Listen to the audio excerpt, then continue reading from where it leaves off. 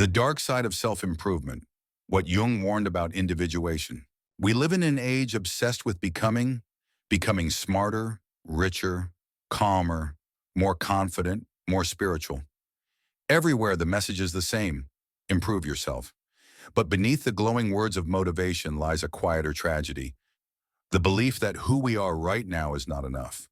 We chase transformation as if it were salvation, never realizing that this very chase might be the thing keeping us lost.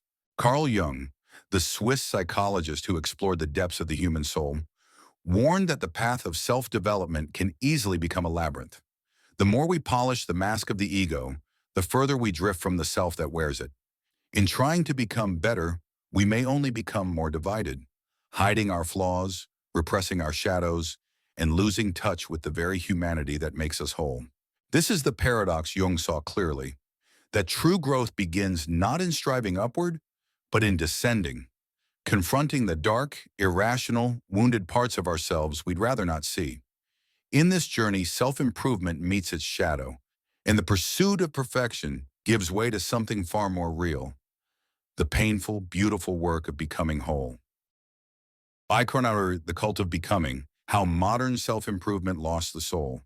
We live in a time when the commandment is no longer carved in stone, but whispered through screens. Become more productive, more beautiful, more mindful, more successful. The modern world does not ask whether you are alive. It asks what version of yourself you are currently upgrading to. We scroll through feeds of improvement, gym bodies, morning routines, financial milestones, and mistake momentum for meaning. What began as the noble wish to grow has mutated into a quiet tyranny. The self is treated like an app that must never stop updating. Behind every slogan of empowerment hides an unspoken accusation. Who you are now is unacceptable. Even rest becomes performance. Even meditation becomes a contest in calmness. Jung would have recognized this immediately.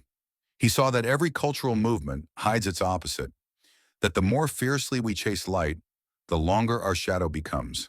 The self-improvement era, he might say, is the collective ego inflated to the point of blindness. It preaches transformation but fears depth. It praises change yet denies the dark soil from which real growth emerges. The danger is not ambition itself, but identification with the image of the better self. Once the ego fuses with its ideal, everything imperfect within us becomes an enemy. We wage war on our laziness, our sadness, our confusion. But what we call flaws are not invaders. They are parts of us asking to be heard. Repression masquerades as progress. The gym becomes a confessional, the productivity app a rosary. We are still religious creatures. Only now our God is improvement, and our sin is being ordinary. Yet something inside resists. The endless ladder of becoming starts to feel hollow. Each goal achieved opens another void. The motivational voice that once inspired begins to sound like static. Beneath the surface enthusiasm, there is fatigue, the kind that comes from running in circles inside one's own mind. Jung called this fatigue a sign of inflation collapse. When the ego builds itself too high, the psyche compensates by pulling us downward, through anxiety, depression, or loss of meaning. What looks like failure from the outside is often the soul's rebellion against perfection. The psyche is saying, stop climbing, listen. But listening is difficult in a world addicted to noise. We are taught to fix discomfort immediately, to buy, to optimize, to distract. The idea of doing nothing, of sitting in uncertainty, feels almost immoral. Yet Jung insisted that wholeness demands this pause. Individuation, his term for becoming a complete human being, requires turning toward the very things we most avoid. Growth begins not with adding, but with acknowledging. The gospel of optimization. Self-help began as liberation, a way to escape the rigid hierarchies of religion and tradition. It promised that we could shape our destiny through mindset and effort, but freedom quietly transformed into pressure. If everything depends on you, then every imperfection is your fault. The language of empowerment becomes the language of guilt. Didn't meditate today? You lack discipline? Didn't hit your goals? You didn't manifest hard enough? The system never fails. Only the individual does. Thus, the inner critic grows stronger under the mask of positivity. From a Jungian lens, this is the ego's cleverest trap. By appearing virtuous, healthy, spiritual, productive, the ego hides its hunger for control. It seeks to dominate even the unconscious, to make the mysterious predictable. But the unconscious cannot be conquered. It can only be related to. To force it is to lose touch with it. That is why so many who master every habit still feel an unnamed emptiness. They have optimized the surface but abandoned the depths. The fear beneath the hustle. If you look closely, the cult of self-improvement is built on fear, the fear of insignificance. The modern self is fragile because it no longer rests in community, tradition, or myth. It must construct meaning daily through achievement. Without external proof, it feels invisible. This is why the pursuit never ends. Achievement is used not to celebrate life, but to silence insecurity. The more we achieve, the more terrified we become of stopping. For stopping would mean facing the inner void. Overproductivity is not greed, it is avoidance. The to-do list is a shield against introspection. Jung warned that such avoidance leads to neurosis.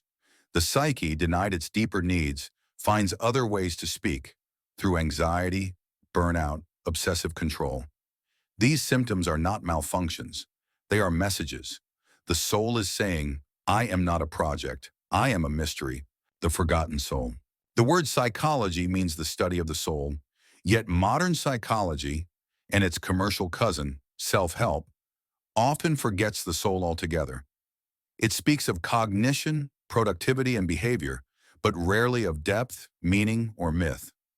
Jung's entire project was to restore this lost dimension. He saw the psyche as a living organism, seeking balance between conscious and unconscious, light and shadow. In his view, improvement detached from inner dialogue becomes self-betrayal. You can master your habits yet remain a stranger to your heart.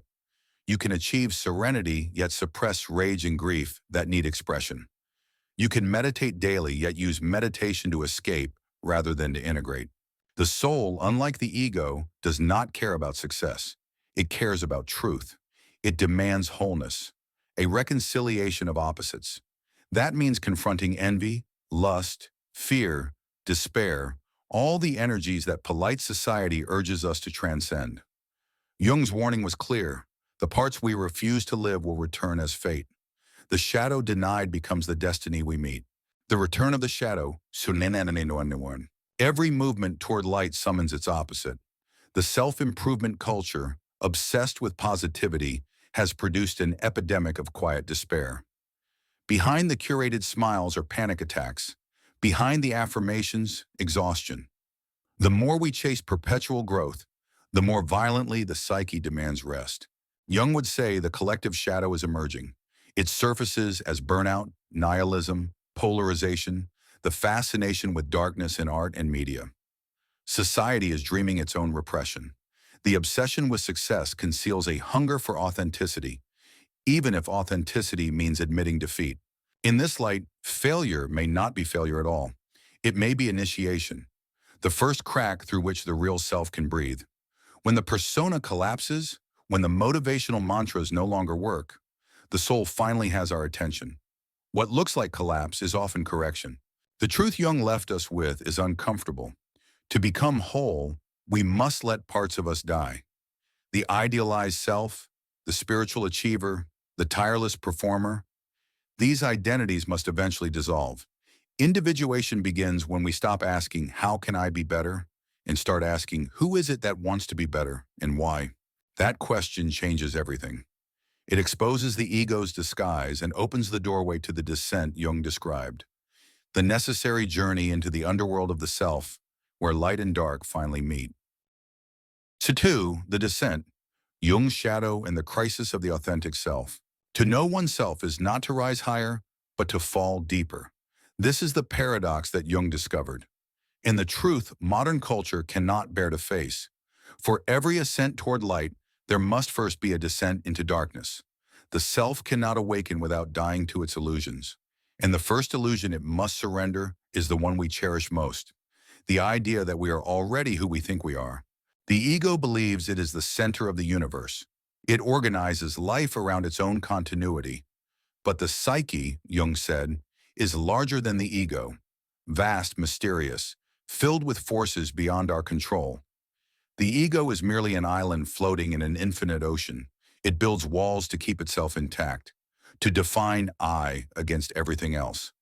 But what it excludes, represses, and denies does not disappear. It gathers weight in the unconscious. It becomes what Jung called the shadow. The shadow is not evil. It is potential that has been disowned.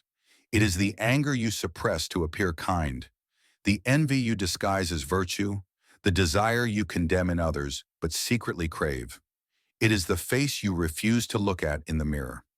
Every moral judgment, every superiority we feel, adds another layer to the shadow. What we reject outside is what we cannot tolerate inside. And the more we chase perfection, the more monstrous the shadow becomes. Jung once said, "No tree can grow to heaven unless its roots reach down to hell." He meant that every genuine transformation requires an encounter with what we fear in ourselves. The light of consciousness expands only when it shines into the darkness of instinct, shame, and contradiction. But the modern self-improvement culture cannot accept this law. It seeks transcendence without tragedy, purity without paradox, success without suffering. It wants enlightenment without the cross. And so it remains trapped in spiritual adolescence, avoiding the very descent that would set it free. The moment of collapse. The descent begins quietly. It might come as exhaustion, disillusionment, or a subtle feeling that life has lost its taste. Everything still works. The career, the habits, the relationships. But the inner fire is gone. You've done everything right, and yet something feels profoundly wrong. This is the moment Jung described as the crisis of the second half of life. It is not a breakdown. It is a breakthrough disguised as chaos. The goals that once sustained you begin to dissolve because the soul no longer recognizes them. You have outgrown the story of who you were supposed to be. The old self, the achiever, the pleaser, the hero, begins to crumble. But before the new self can emerge, you must wander through the ruins. This wandering is what Jung called the night sea journey. In myth, it appears as Jonah swallowed by the whale, as Christ in the tomb, as Buddha confronting Mara under the tree. In psychology, it appears as depression, anxiety, addiction, or creative paralysis. The psyche uses suffering to force attention inward. What feels like failure is often initiation, meeting the shadow. When the ego can no longer maintain its mass, the shadow steps forward. It is not a gentle visitor. It brings with it everything we've buried: rage, lust, fear, jealousy, doubt, grief. The first impulse is to run, to drown it out with distractions, or to rationalize it away. But Jung urged us to stay, to look it in the eye. He wrote, "One does not become enlightened by imagining figures of light, but by making the darkness conscious." That is the essence of the descent. It is not about cleansing oneself of sin or becoming morally perfect. It is about integration, accepting that within you lives both the saint and the sinner, the victim and the aggressor, the creator and the destroyer. The psyche seeks wholeness, not purity. When we deny the shadow, it takes control of us from below. The politician who preaches morality may fall to scandal. The spiritual teacher who condemns desire may become its prisoner. The perfectionist who avoids anger may explode in cruelty. What is repressed always returns, disguised as fate. To meet the shadow consciously is to reclaim our lost power. It means admitting, yes, I am capable of this. Not to act it out, but to own it. To withdraw the projection from others and see that what I despise in the world lives also in me.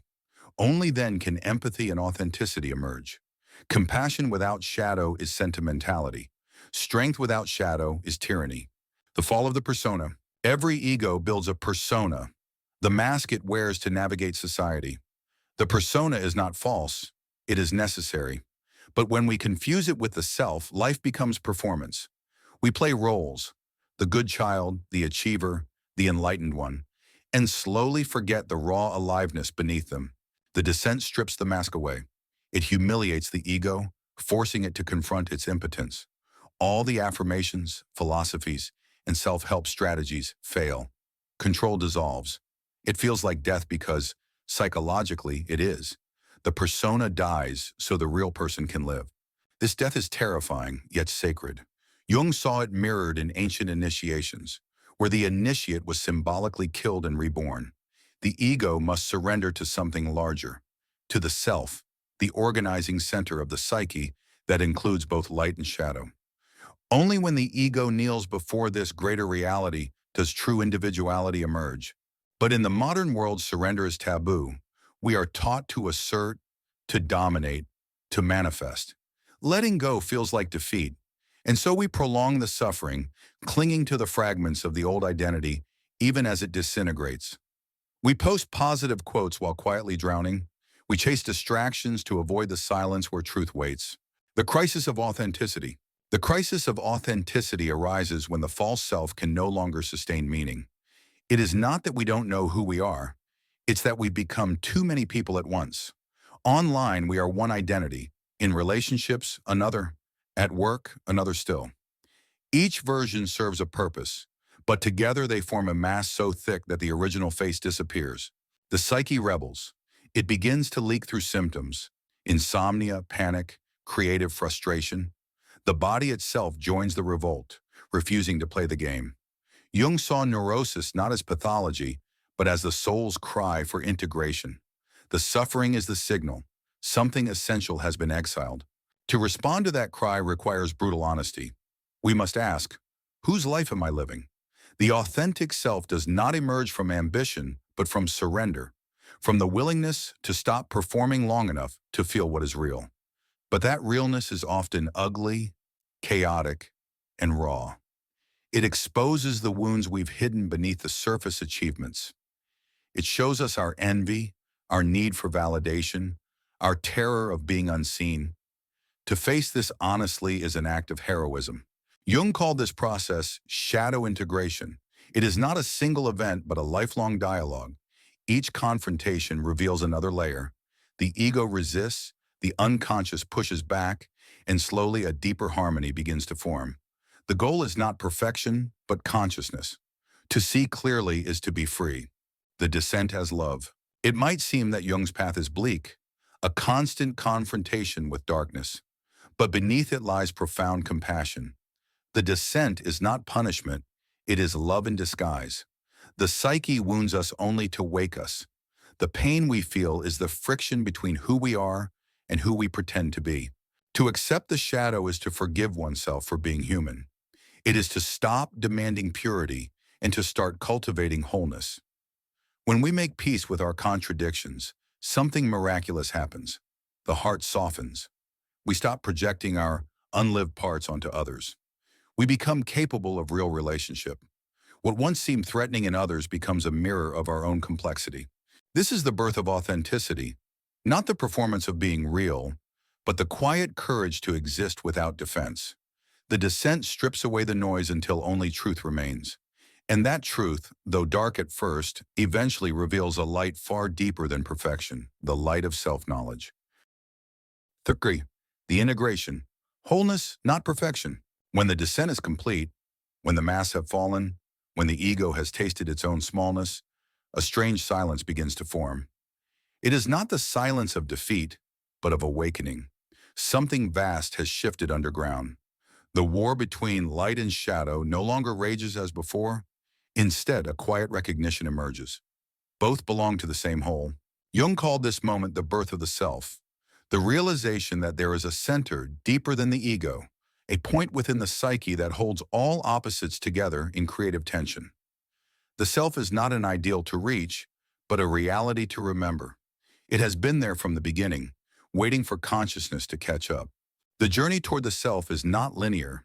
It is circular, a spiral that descends into darkness only to rise again, carrying new light. What we once saw as fragmentation reveals itself as design. The anger we condemned becomes fuel for courage. The envy we denied becomes a longing for potential. The grief we feared becomes tenderness. Every shadow, once integrated, turns into strength. This is what Jung meant by individuation. Not self-improvement, not transcendence, but the process of becoming who you truly are. It is the reconciliation of contradictions within the psyche. To individuate is to become whole, to live in conscious dialogue with all that you are. The alchemy of the soul. Jung often turned to alchemy to describe this process. To him, the old alchemists were not trying to make literal gold, but to symbolize psychic transformation.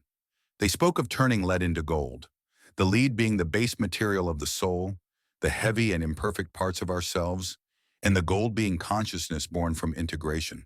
The alchemical fire is suffering. It is the pressure of opposites grinding against one another until they fuse into something new. This is why Jung said, "There is no coming to consciousness without pain." The ego must endure contradiction, must hold the tension between desire and fear, pride and humility, life and death, until the deeper self emerges as a third reality, transcending both. Modern culture avoids this fire. We want quick transformation, not real transmutation. We prefer to escape discomfort rather than cook in it. But psychological alchemy requires patience. One must sit in uncertainty long enough for meaning to crystallize. That is the art of integration, allowing opposites to coexist until they give birth to wisdom. The individual who achieves this becomes, in Jung's words, a microcosm of the world. The battle of good and evil is no longer projected onto society or ideology. It is understood as an inner drama. The integrated person does not seek to eliminate conflict, but to use it as energy for creation. Wholeness versus perfection. Our age still confuses wholeness with perfection. Perfection seeks purity. It divides, excludes, polishes. Wholeness seeks inclusion. It unites, forgives, understands. Perfection is driven by fear, fear of flaw, fear of weakness, fear of rejection. Wholeness is born of love, the love that says, even this belongs. When we chase perfection, we create fragmentation. We amputate parts of ourselves to fit an image. But when we embrace imperfection consciously, something paradoxical happens. The very flaws we feared become doorways to compassion. The crack becomes the place where light enters. Jung believed that neurosis often arises from our refusal to be imperfect. The psyche demands balance. If we cling to the image of the saint, the sinner within revolts. If we insist on strength, our weakness begins to sabotage us. Integration requires humility, the courage to admit that our highest virtue hides its own shadow. To forgive oneself for being human is the beginning of real healing. It ends the war within. The ego no longer tries to dominate the soul, it learns to serve it. And in that surrender, freedom arises. Not the freedom of control, but the freedom of acceptance. The dance of opposites. Life itself is duality. Day and night, joy and sorrow, creation and destruction. These are not enemies, but partners. Jung saw the self as the coincidence of opposites, the inner point where contradictions meet without canceling each other out. When consciousness expands to include both poles, a deeper peace emerges, not the peace of comfort, but of completeness. You no longer need to flee darkness because you have learned that darkness contains light in another form. You no longer worship light because you see that too much light blinds. You learn to dance between them. This is why Jung saw psychological maturity as the ability to hold the tension of opposites. Most people collapse into one side. The moralist denies instinct, the hedonist denies conscience. But the individuated person can stand in the middle, feeling both without being possessed by either. That middle space is the crucible where consciousness is born. The symbol of this union appears everywhere. The yin and yang, the cross, the mandala. Jung called the mandala the archetype of wholeness. It represents the psyche in balance, the circle enclosing opposites in harmony. To draw one, Jung said, is to give the soul a mirror. Living the integration. Integration is not the end of struggle, but the transformation of its meaning. Life remains full of tension and uncertainty, but the individual no longer seeks to escape it. Instead, they learn to dialogue with it. Suffering becomes communication, not condemnation. When a fear arises, you no longer suppress it. You ask, what truth is this fear trying to show me? When jealousy surfaces, you ask, what unlived desire is hiding beneath this pain? The psyche is no longer an enemy to control, but a conversation to participate in. This change in attitude alters everything. Relationships deepen because projection fades. You stop demanding that others carry your unlived parts, that your partner be your missing soul, that your enemies hold your shadow. You begin to see others as whole beings, struggling in their own way toward balance. Compassion replaces judgment. This is the fruit of individuation, not isolation, but connection. The more integrated you become, the more capable you are of love, because you no longer fear losing yourself in it. The self is vast enough to include both self and other. Love becomes not fusion, but mutual recognition. I see your light and your shadow, and I accept both. The return. In myth, every hero who descends must eventually return, bringing the treasure of the underworld back to the world of the living. Jung saw this as the final stage of individuation. Once the soul has faced its depths, it must re-engage with life, embodying what it has learned. The danger is to mistake enlightenment for escape, to withdraw into inner peace and abandon the world. But the true mark of integration is participation. The individuated person acts, creates, serves. They bring consciousness into culture, healing into relationships, and authenticity into work. They become, in Jung's phrase, a living symbol of the self. To return means to accept imperfection again, not as failure, but as the field where wholeness plays out. The everyday world becomes sacred. Washing dishes, raising children, building communities. These are not distractions from spirituality, but its expression. The divine is no longer elsewhere. It is everywhere, seen through eyes that have been cleansed by dissent. Wholeness is revolution. In a society addicted to mass, wholeness is an act of rebellion. To be genuine in a world of performance, to live without hiding behind ideals, to say, I don't know in an age of false certainty. This is radical. The individuated person threatens every system built on conformity because they can no longer be manipulated through fear or shame. Jung believed that the salvation of humanity depends on this inner revolution. He wrote, "The world hangs by a thin thread, and that thread is the psyche of man." Collective healing begins with individual integration. Every person who reconciles their inner opposites contributes to the balance of the whole. As within, so without. The true danger is not evil, but unconsciousness. The evil we see in the world is the projection of our unexamined shadows. To withdraw projection is the most difficult and most powerful ethical act. It means taking responsibility for one's inner world, for the hatred, greed, and fear that lie within. Only then can we act with clarity and compassion. The wholeness beyond words. At the end of his life, Jung wrote that the goal of life is not happiness, but meaning. Happiness depends on conditions. Meaning arises from integration. The one who has faced their shadow can find peace even in sorrow, because they see purpose within pain. They have discovered that light and dark are not enemies but twin aspects of the same mystery. The eternal play of the soul seeking to know itself. Wholeness, then, is not an achievement but a state of being. It is the quiet confidence that everything belongs, that even the wounds, even the losses are threads in the pattern. The integrated person does not stand above life but within it, fully engaged, fully alive. They no longer chase perfection because they have realized there was never anything to fix, only something to understand, to love, to embrace. And so the journey ends where it began, not in transcendence but in presence. The search for improvement dissolves into acceptance. The question shifts from how can I become more to how can I be more deeply what I already am. This, Jung would say, is the secret of individuation. The transformation of striving into stillness, of fragmentation into harmony, of self-improvement into self-realization.